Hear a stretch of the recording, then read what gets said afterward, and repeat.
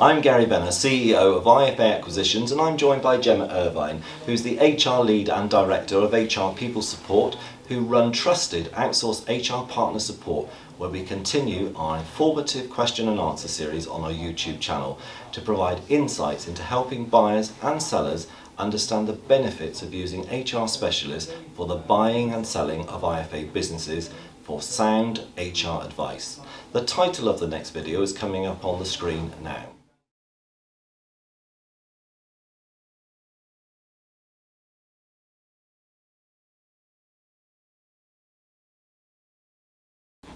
So Gary, with your experiences of acquisitions, what are the common challenges that you most often see? Well, I think the most common challenge is firstly the alignment of the client proposition and the investment mandates. That generally is the concern, first of all, that clients are well looked after and there aren't too many changes, or any changes could be easily transitioned.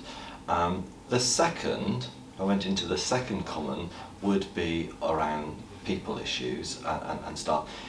If staff are going to move with the acquisition, it's really important that we don't forget them, because staff will have built strong relations again with clients, and it's making sure that those staff stay pose a risk to both the acquirer, who's invested in the return on their investment, but also to the vendor as well, because any clients that do move are likely to be deducted in adjustments on the deferred payments.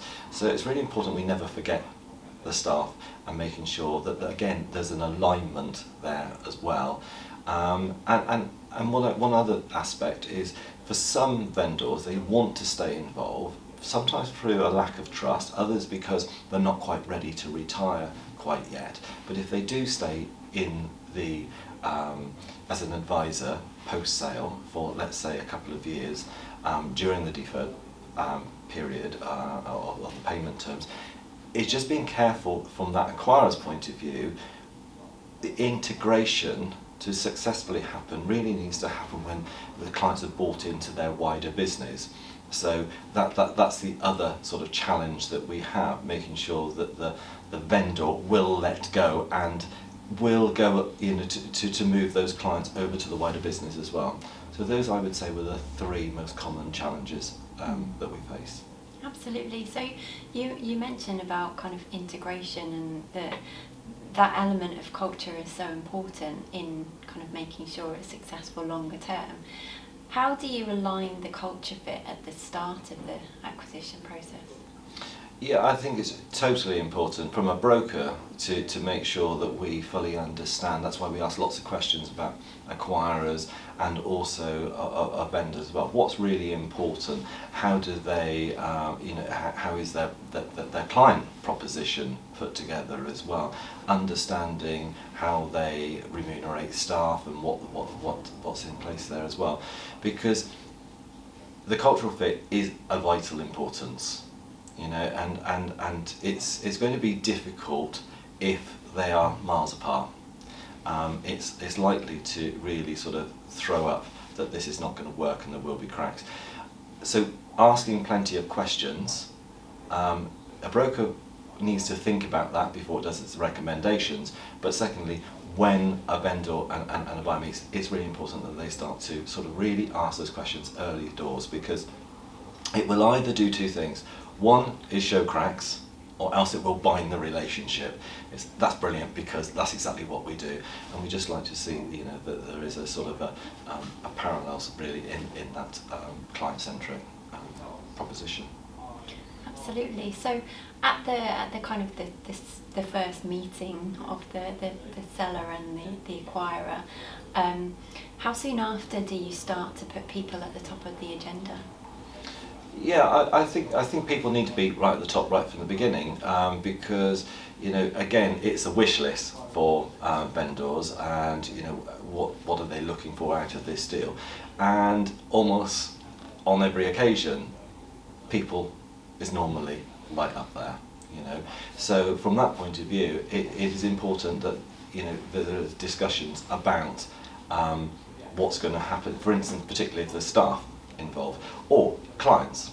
You know, I would say all the stakeholders between the sort of the acquirer, the vendor, the clients and the staff are all people orientated, and it's all really important that we look how a deal will actually look after all of those aspects, because I treat it almost like, you know, a sort of a stool. If it's missing a leg, it's not going to be firm and strong, and that's exactly the same in an acquisition process. And it's interesting how all those stakeholders, it all comes down to communication and trust as part of those relationships. I think it's how you deal with people, you know, and it comes back to, you know, trust. You know, it's are you trusting that either the acquirer or the vendor are going to follow through and do the things that they're saying they're going to do, and so being not frightened to ask those questions and just see if there's synergies or not. Yeah, absolutely.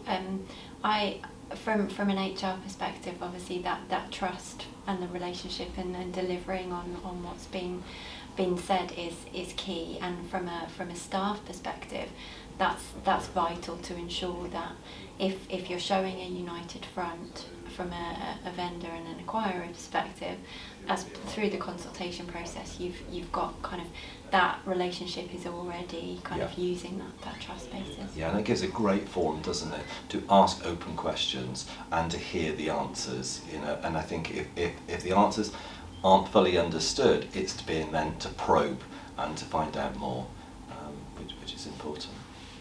So from your point of view, in your experience, when usually does HR get involved in the process? Well, an HR, in terms of discussion, I think it's at a very early stage about, so would the acquirer, what would their process be? Are they looking to take on our staff, etc.? So HR is discussed right from the beginning. When it comes down to the involvement of HR, it probably is at heads of terms stage, I would say, because what we need to know is that there's a deal on the table. What does that deal look like? And it's getting into the next layer of detail. And at that point, you know, it may well be that the discussion takes place at the sort of the offer in principle level, or it may, as I say, go to heads of terms. And then there's a period then when there's due diligence being done really on both sides. So that, you know, checking out how it's all going to work and what needs to be in a sales and purchase agreement as well, because some of that may go in and some may not, in terms of, you know, let's document the intentions. That's really useful in terms of the timeframes and when HR support might be necessary. Are there situations where an employment lawyer might get involved during the process? Yeah, definitely, because during that part of that process and that due diligence, it's really important to understand the terms of contracts that are involved, and particularly to sort of validate that you know, what employment contracts are in place there as well, but also practices that may not be documented in those contracts, but you know, what is expected, you know, what is the norm in terms of either the working practices or the remuneration and benefits, etc. So really important, and I think really, you know, it's the protection for those staff, to make sure that they're not going to see a sudden change, you know, and that's not just down to the bigger picture, which of course the on-target earnings, that's going to be important. You know, if somebody was earning, I don't know, 90,000, the last thing they want to do is, under the new regime, they're only going to be earning 60,000. That's not going to work. You get used to what's there, so that individual would be prone to considering what other options they have. That's always dangerous as well, because we are trying to protect the clients, but relationships do get built with staff. You know, your business is really only as good as your staff, aren't they? So to make a deal really work, it is really important that we have them in place. So it is just the alignment, and if there are issues, we need to look at how do we overcome them, how do we actually align, or maybe that deal is the wrong deal. It's interesting because from an employment law perspective, obviously you might have lawyers involved anyway, but they might be specialists in other areas. But sometimes they might have other departments where they can feed in and use that advice from an employment lawyer perspective. You've also got kind of the ability from an HR perspective to have additional support in terms of managing that process, managing the communication flow, ensuring that what's being discussed is delivered, and around the kind of the culture alignment as well. I agree, and my experience, almost invariably, the commercial lawyer that's really charged with putting together the sales and purchase agreement rarely has the full HR expertise. Either that's it's passed over to a different department within their own firm, or outsourced to an HR specialist. So generally speaking, we would see another involvement there, and a referral that needs to look at those processes in the same way taxation planning would be passed normally to an accountant that specialises in that field. I think what is always important is that we also don't confuse generalists. It is really important in our industry that you use the specialists that have familiarity with IFA acquisitions, because there is a difference to other industries, and that's going to work the best.